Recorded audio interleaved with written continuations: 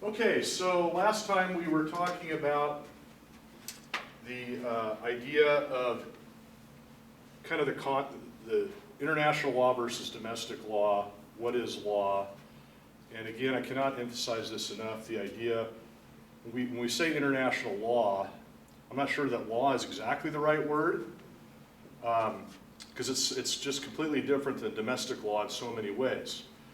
And a lot of that has to do with this idea of sovereignty. So I talked about this a little bit last time, but I couldn't get this graphic to come up. So I just want to show you this just as an example. This is Italy in 1494. And at that time, Italy was not a country, not like it is we know today. It was made up of basically different political sovereign states. The Republic of Florence, the Papal States, which is run out of Rome, of course, and the Pope, the Kingdom of Naples, which was come out of Naples, Republic of Siena, Florence, Duchy of Milan, Venice, Savoy, which is now France, Genoa. So the point of this, and this is true not just in Italy, but pretty much throughout the world, when we talk about international law, we're talking about how do sovereign states interact with each other, what rules apply to the way that they interact with each other. This would be on page 7 of your book. How do we review what law or rules the states apply to each other, and then how has that changed over time? So historically, essentially, we had these various different sovereign states. And let me do a little aside real quick. When I use the word state in this class, I'm not talking about the state of Oregon or California or whatever, okay? In international law, the term state refers to a sovereign country. And later on, we're going to look at the Montevideo Rules, which is a treaty involving how you determine if an area has become an international state in international law. So when I use that word state, I'm talking about a sovereign. And again, the idea of sovereignty is that there is a government that controls a geographical area and has the authority and the ability to control that area, defend that area, etc. And so when we talk about states over time, historically, we had hundreds and hundreds of various different states around the world. I'll show you more of that in a minute when we look at Germany. And essentially, if you look historically, when we talk about international law, how do sovereigns interact with each other? It's not like they had the United Nations. Essentially, international law was based upon either military force, which may involve states that have agreed to a mutual defense arrangement. So if one state, if Florence is invaded by the Republic of Venice, then Naples and the Papal States will come help defend them, and vice versa. And so that was an idea that sovereigns would reach agreements on how they would defend each other, a mutual defense or a mutual aggression pact. We also had essentially international relations created by non-governmental players like merchants, of course cultural, philosophical, and religious organizations were a big driver in how law, if you will, was created. And so essentially the idea historically has changed, as we're going to get into more in the class when we talk about the UN and the World Trade Organization. Over time, instead of essentially individual states interacting with each other, we're now looking at the trend towards organizations. So historically, international law was sovereign and sovereign interaction, so state on states. Now, what if the two states, so let's say we have Florence and Milan, if they have a disagreement about something, whatever it may be? It was really up to them. It was up to the political powers that were in charge of those states to try to resolve their difference if they could. They may exchange ambassadors or diplomats, or they may end up in a military conflict. And that's one of the problems historically with what we would call international law, is that there was no organizational unit that the states could go to help try to resolve a potential dispute. That led to wars, including World War I, and to a degree World War II. And again, that's going to be, as we talk about trends, that's another trend that we've seen in international law over time, and that is the creation of international organizations that are in place all the time that states can turn to if they need to resolve a dispute rather than try to fight it out themselves. So it all starts with this idea of states being a sovereign, and how do they interact with each other?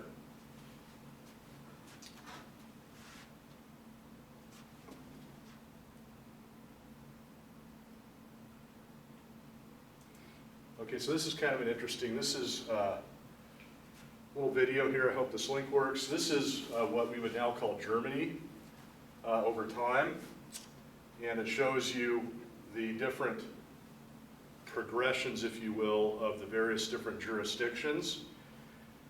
And I'll show here in a minute, but each of these little colored areas, those are all different sovereign states. They may be tribal, they may be villages, they may be a city-state, they may be large, the Kingdom of Prussia.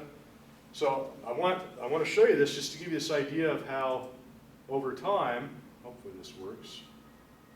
Come on. That over time, you have sovereigns that come and go. States come and go.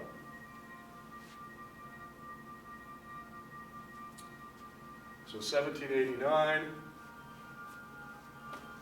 look at, there's tons of them.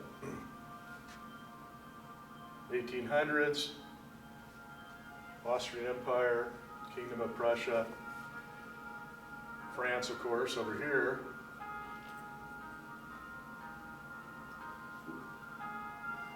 And just think that every time you have a change in power structure, what happens to the agreements that the previous sovereigns made? They get thrown out the window, basically, right? Or they're conquered, if you will. I'm not sure that's the right word, but basically military force takes over and overrules whatever was going on. Of course, we had the German realm in the late 1800s, going into the 20s, post-World War I. Now we get World War II coming up. And all these borders are constantly changing.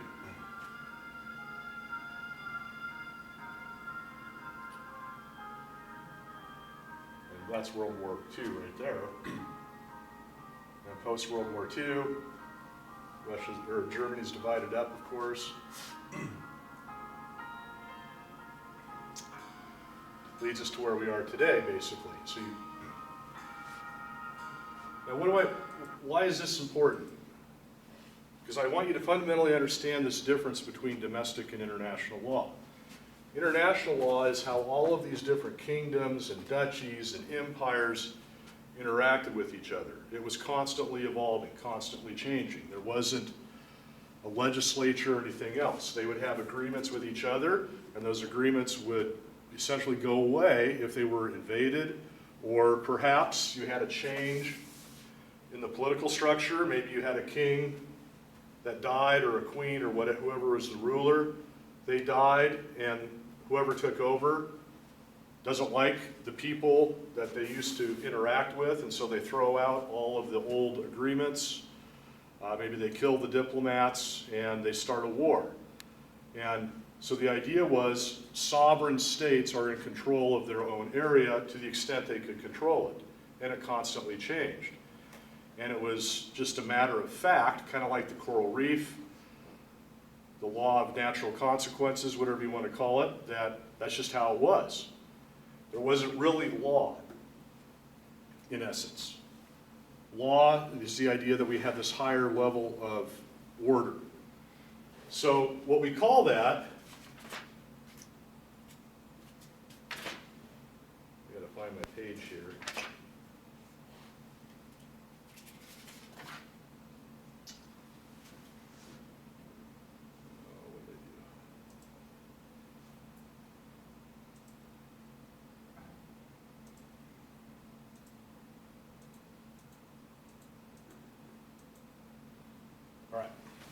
This is on page 12 of your book. So, why do states follow international law? In other words, why would a sovereign who has control over their own country, why would they want to follow international law, even if it may be detrimental to them in some way? And these are various different reasons. So first of all, I want to talk about these two terms. We're going to be talking about these two terms over and over. Rule of law as opposed to rule of force. Rule of law versus rule of force. And this is an idea, a theoretical idea, but it's also very practical in nature, okay? So I want to start off with this phrase, rule of force. That is a phrase that essentially refers to this concept or the idea, kind of like the coral reef, or natural consequences, natural law, whatever, the law of the jungle, whatever you want to call it. Rule of force is basically the idea that the stronger wins, the stronger creates the rules, and if you don't like it, too bad, you can either fight it or deal with it, or not exist at all. So rule of force is the idea that that force is an accepted method, either military or economic or political or whatever, however you want to phrase it. And this is the idea that essentially whoever wins makes the rules. And historically, that was essentially how international law was. Roman Empire, the Byzantine Empire, the Greeks, et cetera, throughout world history, even before we had what we would call countries nowadays, back to tribalism and all that. Essentially, rule of force was the reality. Now, the problem with rule of force, of course, is it involves essentially, at the end of the day, potentially violence, war. And this is one of the ideas in modern international law. This is also true domestically, of course. The idea that, okay, we need to put together or have systems in place that get away from this concept of force being the ultimate decider, and instead have law, rule of law, be the accepted normal method and way of doing things, including resolving disputes, making law, providing a tribunal or other third-party dispute resolution mechanisms, and ultimately, of course, having an enforcement mechanism of some type other than the countries themselves having to use military force. So the concept of rule of law is that there should be, in theory, neutral set rules in how you do things, and you resort not to force, but you resort to other mechanisms to resolve disputes. Now that may be a court, that may be an arbitration panel, that may be the United Nations Security Council, or General Assembly, or the World Trade Organization, or other type of mechanisms. So the idea is to get away from force always being the way that international problems were solved. That's the basic idea. And this concept is true also in domestic law. Rule of law, when we talk about domestic law, we're talking about equal protection, the idea that everybody should be treated equally under the law, that there shouldn't be special privileges and immunities. We have that written right into our Constitution, privileges and immunities clause, same thing in the Oregon Constitution. And this is the idea that we should have courts and other mechanisms to solve disputes rather than just the powerful overtaking the weaker. This also is the concept, we talked about this last time, a school of fish. The smaller fish get together, and at least it gives them some advantage over a larger predatory fish by schooling up. And there are other type of behaviors that fish may do, or other animals, to help protect them if they are essentially a weaker animal, smaller fish versus a larger fish. This is also rule of law, where we get into, last time we talked about the shrimp and the big fish. the idea that there is a mutual symbiosis or mutual benefit within international law, and that's one of the reasons why a larger country may follow international law, even though in some cases it may hurt them.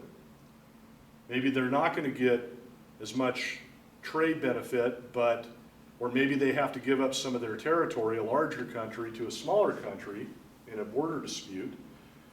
But they recognize that it's important not to have force be the determining factor, but have legal mechanisms. Now again, we're going to talk about this over and over, but this concept is just this underlying idea behind all of the organizations that have really developed over the past 100 years on an international level, and that is to provide this rule of law that really never existed historically. It was really rule of force. I mean, colonialism and all of that, conquering, that's all rule of force. And the idea is to get away from that for various reasons. Rule of law on a private level. Merchants and other type of private individuals, how they treat each other, they recognize, okay, we want to come up with a standard weight so that when I sell you a bag of flour, we have the same scale, the same measuring tools.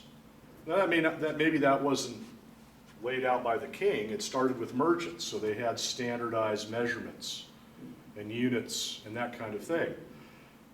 In maritime law, a lot of international law comes from the law of the sea, ocean. The idea that, okay, we want to make sure that our ships, when they go into port, are not seized and the cargo taken.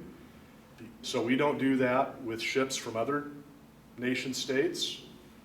We want to make sure that we're paid when our ship goes to a foreign port. And the foreign country where it goes, they want to also make sure their ships get paid when their ships go to a different country. And so essentially the law, this was a matter of banking. It wasn't, the World Bank or anything. This was how merchants interacted with each other. And they would have tokens, or they would have what's called a bill of lading, and various different documents that a ship captain could exchange at a port to get paid. And that was all sort of developed on a private basis through merchants and business. So, why do states follow international law even though it may be to their detriment? That's one, to promote the idea of rule of law versus rule of force. Number two, and I think this is a big one, because a state fears that if it does not follow the law, other states will not either. This is the idea of mutual benefit. And so if we want to rely on navigational rules, if we want to rely on a border or the determination of a court in international law, like the International Court of Justice, we have to, if the case, let's just say we're the United States and we end up in front of the International Court of Justice on a dispute, and the International Court of Justice rules against the United States. Let's say it's a dispute between Costa Rica and the United States. Obviously, the United States, economically, militarily, politically, etc., could dominate Costa Rica. But the idea within international law, with rule of law, is that Costa Rica and the United States are equal in the eyes of the law, even though they're geographically much different in size, militarily, politically, economically much different in size. In the eyes of the law, they are considered to be equal. Same concept we have in our Constitution.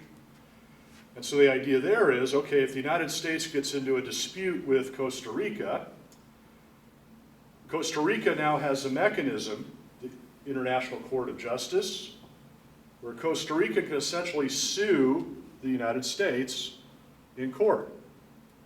And then the International Court of Justice will decide the case rather than Costa Rica and the United States engaging in a trade war, embargo of goods, or other type of economic rule of force. So the United States recognizes, okay, in this case we may lose, but we will follow the decision of an international court, even if it's against us in this particular case.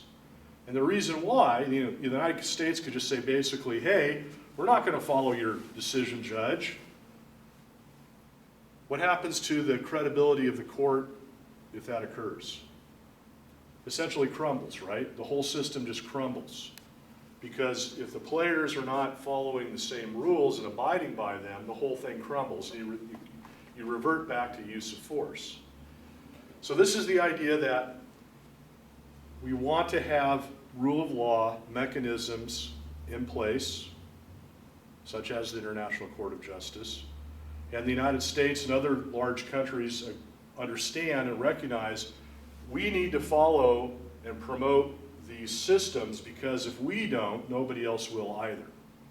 And then we devolve into rule of force again. It's kind of always in the background, if you think about it, right? And what am I talking about? All right, well, let me just kind of give you an example.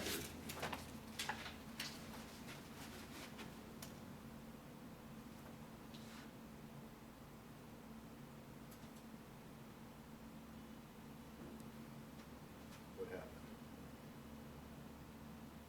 There we go.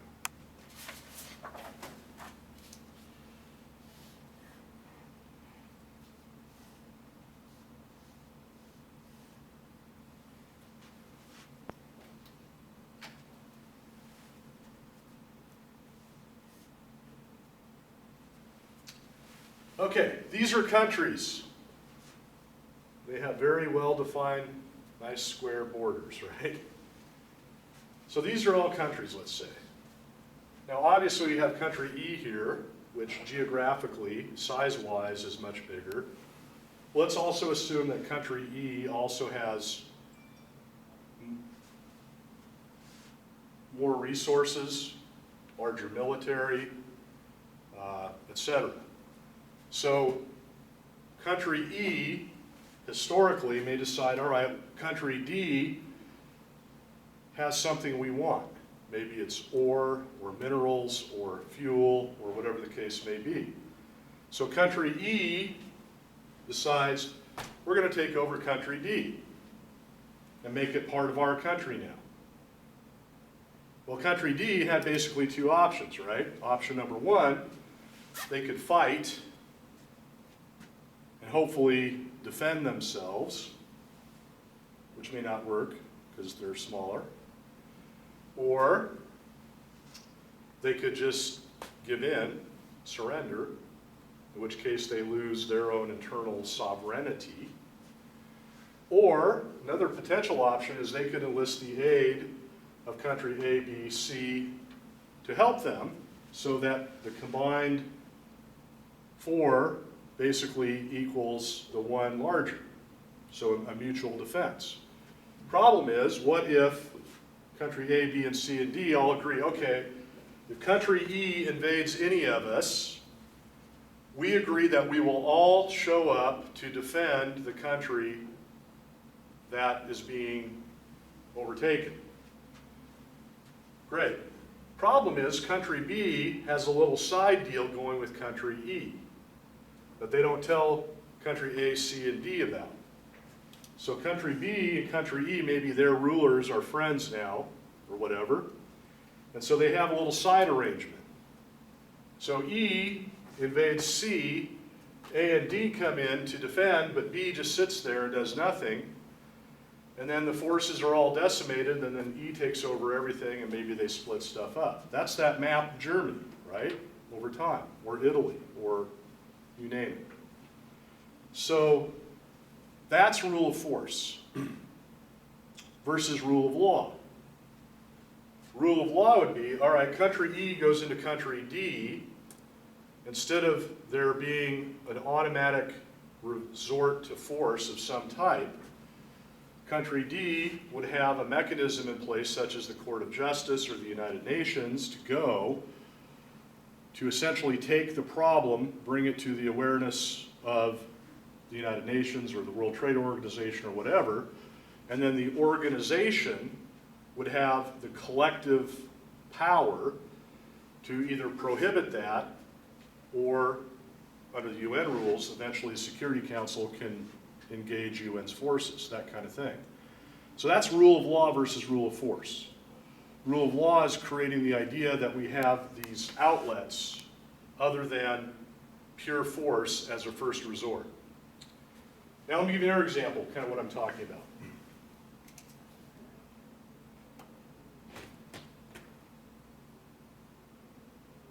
Oh, that's a horrible ship. Okay, that's supposed to be a ship. This is a ship. This ship is from country A. It's out on the high seas, maybe 20 miles offshore, 40 miles or 100, it doesn't really matter, but beyond the 3-mile limit, which is historically the limit. So this ship is out fishing, and let's say country E, this is from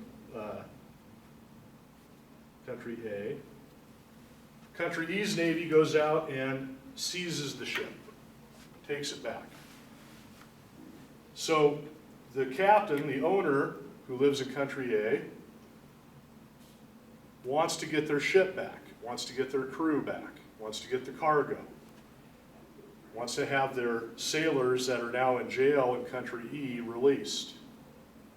So what did the owner in country A do to try to get their ship back historically? What was the option the person had? Well, I could go to my ruler, whoever it was, a king or whatever, and explain, my ship was taken, and if you don't do something about that, we're going to have a problem going forward because country E and other countries are going to know that you can go out and seize our ship and other assets, take our sailors, and there's no repercussion. So now the ruling person, whoever that may be in country A, they've been approached by somebody within their country with a problem. This is an international dispute, right? Problem involving two different countries. And so now the ruler here had to make a decision. Okay, one option would be to go out and seize ships from country E in retaliation. Now that obviously can have negative implications because it could lead downhill to eventually war.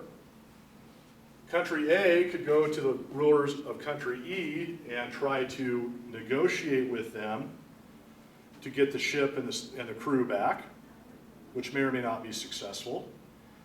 But the problem, again, I want to point this out, it required the direct dispute resolution between these countries without there being a third party intermediary in between. And that's going to be an important component as we get through the term.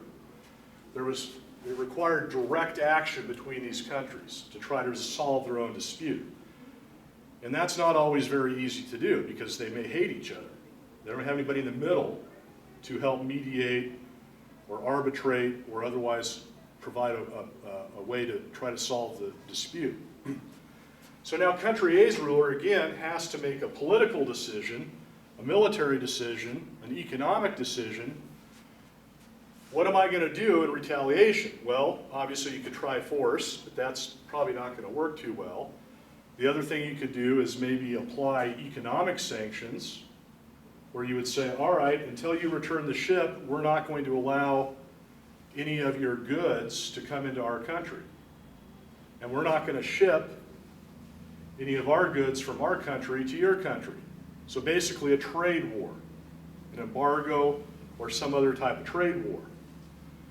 Another thing that may happen is country A may go to B, C, and D and enlist their aid because they also don't want that to happen to their own ships or merchants or whatever. And so they would try to reach an agreement if they could. Maybe, again, they would gang up on E either militarily or by economic sanctions, them all saying, we're not going to sell you our goods, we're going to cut off your fuel or your food, we're not going to allow your merchants into our countries until you give the ship back. So those are all kind of this idea of use of force. Now the problem is, from a political standpoint within country A, the ruler of country A may decide, you know what, I'm not willing to risk either a war or an economic,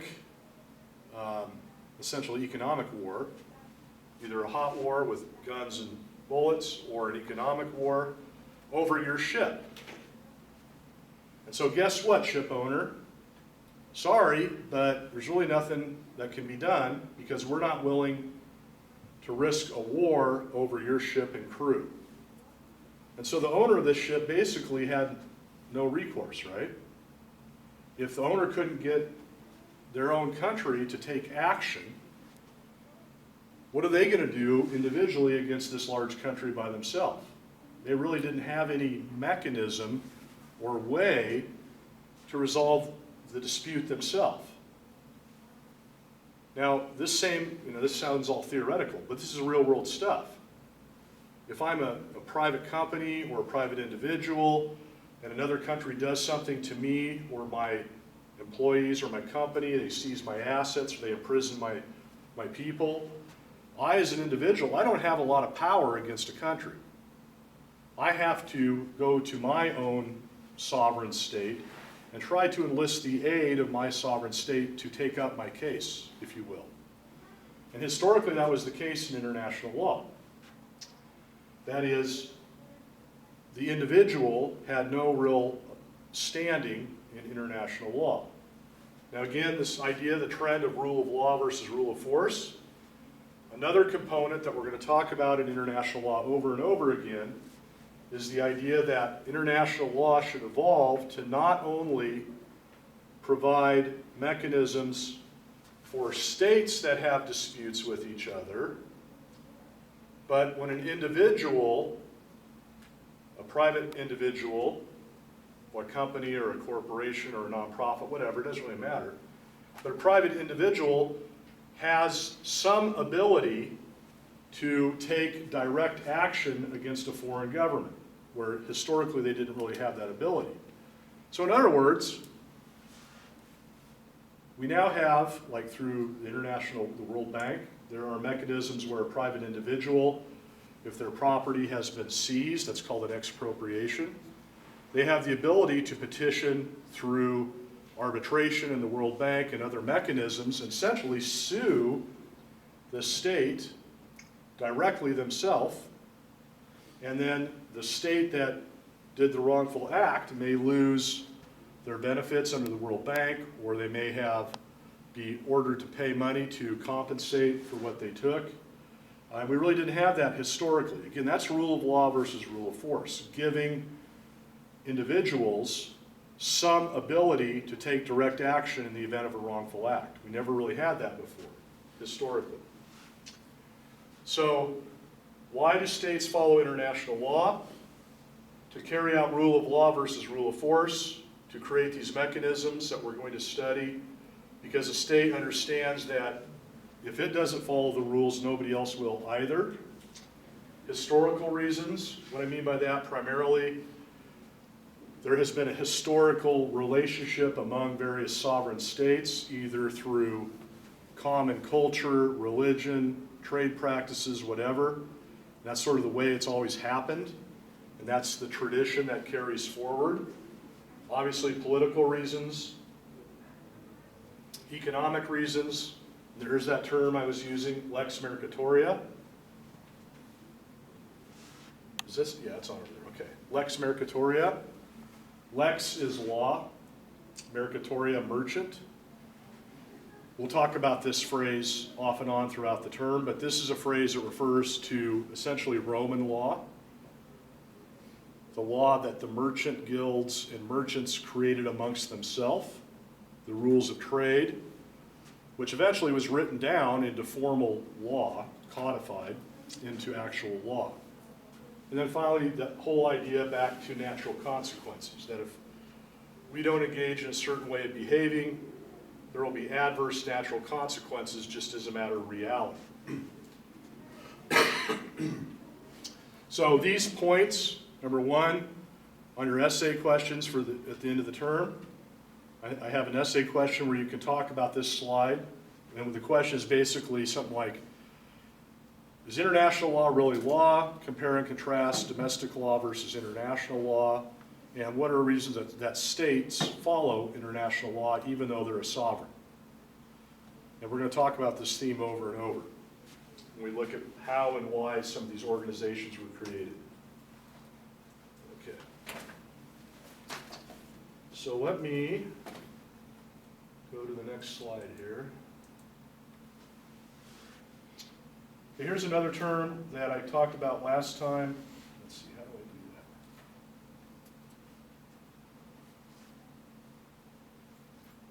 that? And I just want to go back to it today before I forget. Comity. So last time we talked about the theory of law being something that is regarded as being mandatory, something that must be followed, as opposed to a courtesy, like shaking hands, walking down the right side of a crowded hallway, whatever the case may be.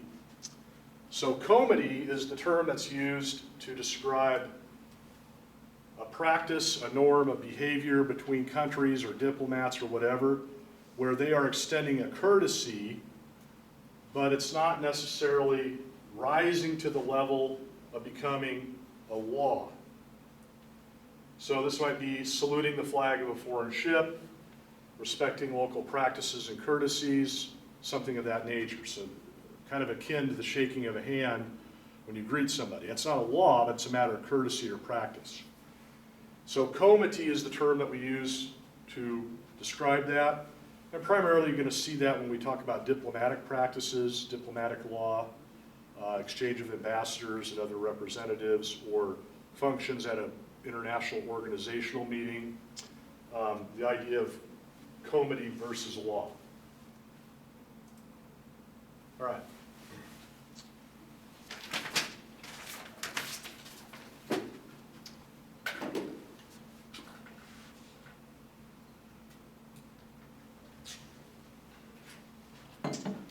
Macro versus micro approach. So macro is large scale, micro is small, right? So in international law, and this is true in economics as well, we have macroeconomics and microeconomics. Macroeconomics is the study of an economic system on a large scale, like the whole country or a whole world. Micro is the study of economics within a company, cash flow and that kind of thing. So in international law, we're going to kind of do the same approach. First, we're going to take a look, as we have been, at what are the traditional historical ways that international law was made. How has global international law evolved over time? What are the global organizations that help create international law, that help enforce international law on a large scale, global scale like the UN. And then we're going to take a look at micro. The micro side of international law is essentially the law that is in place involving international transactions. Oh, hold on. Oh, this is John Hasbrook. Yeah, hi. Good.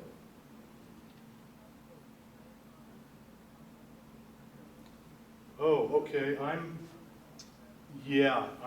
a teaching class at Western, so I'm about 8 minutes away. So I'll break my class and head up there. Okay, sounds good. Thank you. All right, so the micro approach to class, sorry about that, guys. Micro approach is the idea of laws that are in place that involve private interaction of people that live in different countries. So like a contract, a sales contract between a French company and a US company. Historically, we didn't really have those kind of laws. We had Lex Mercatoria, but now we have very extensive treaties and other type of laws. And also the idea of when you have a dispute by people of different, between people of different countries, where do you go? Do you go to the domestic court in that country, or is there an international tribunal that you can go to now? And we have all these systems that have been set up to allow for cross-border disputes to be handled on a private basis, rule of law versus rule of force. Okay, so we're going to break there for today.